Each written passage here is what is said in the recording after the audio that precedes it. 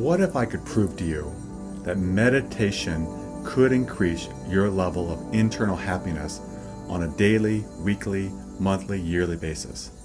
You may say, I don't believe you, but I want to talk about a study, and a study that's been repeated, that's been done to show that. First, I want to talk about what's called a set point theory.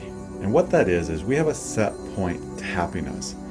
And that's our natural way we interact with the world. And some people tend to be more sad, some people tend to be more happy, and that's pretty much set within inside of us. And the way to prove that is we've done studies on people that have won the lotto. And what we found is, when they win, they're very elated and very excited. But within 6 months, they're back to the level of happiness or sadness they were at prior to winning the lotto.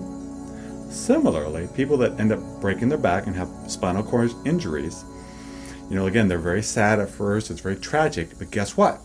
In 6 months, they go back to their natural state of happiness. If they had been happy, in 6 months, they're about back to what they were prior to the accident. So we tend to have an internal set point to happiness, and it's pretty set, and it kind of stays with us throughout our lives.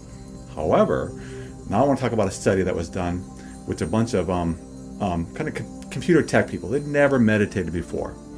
And what happened with them is they put them in this meditative, they taught them meditation, basically. They had to meditate for an hour in the morning and an hour at night for 8 weeks. And then they took Sundays off, so about 6 days a week for 8 weeks. And they said, okay, let's look at their brain and see if there's any form of activity difference compared to a control group. Because what they found is that happier people, their left side of the brain is more active. And with sad people, the right side of the brain is more active. And that's a pretty demonstrable thing you can prove. Okay, the left frontal lobe, to be technical, is more active when you're happy. And when you're not happy, it's just not as active. So they took these computer people, these techie people, and they never meditated before. And they went ahead and they put electrodes on their brain, and they found out what their set point was. Okay, so they had to meditate for 8 weeks. And guess what? At the end of that 8 weeks, their left frontal brain was much more active than the group that hadn't meditated for 8 weeks. So actually what it demonstrated, that meditation made them happier.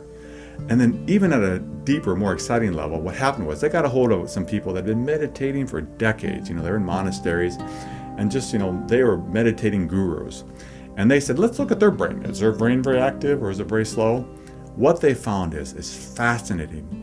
The left part of the brain, the part that correlates with happiness, guess what?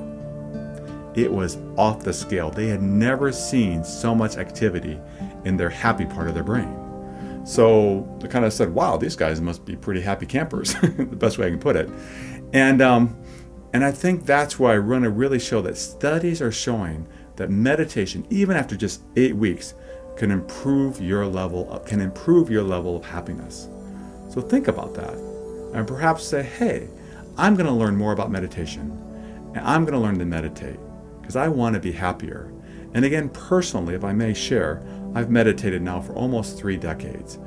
And from when I started, and people that know me can verify this, to where I'm at now, I am so much more of a happier person on a very consistent basis. It's not that bad days don't come, but meditation keeps me grounded, it keeps me peaceful, and it really adds to depth and happiness to my life.